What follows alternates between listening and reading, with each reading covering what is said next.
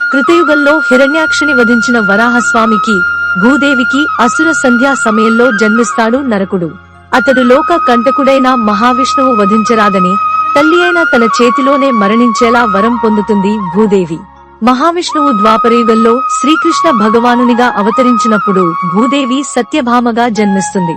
నరకాసురుడు నే రాక్షసుడు చెలరేగి సాధు జనాలను పీడిస్తూ దేవ, మర్త్య లోకాలలో సంక్షోభాన్ని కలిగిస్తుంటాడు. అప్పటికి నరకాసురుడు లోక కంటకుడై చేస్తున్న అధర్మ కృత్యాలను అరికట్టడానికి సత్యభామ సమేతంగా తరలి వెళ్తాడు శ్రీకృష్ణుడు.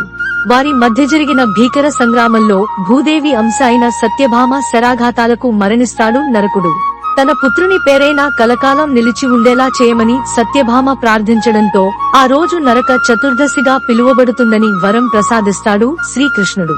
ఆశ్వయుజ బహుళ చతుర్దశి నరక చతుర్దశిగా ప్రసిద్ధి పొందింది. నరకాసురుని పీడ విరగడైందన్న సంతోషంతో ఆ మరుసటి రోజు ప్రజలు సంబరాలు జరుపుకునే రోజు అమావాస్య కావడంతో చీకటిని పారద్రోలుతూ ప్రజల దీపాలతో తోరణాలు వెలిగించి బాణాసంచా కాల్చి వేడుక చేసుకున్నారు.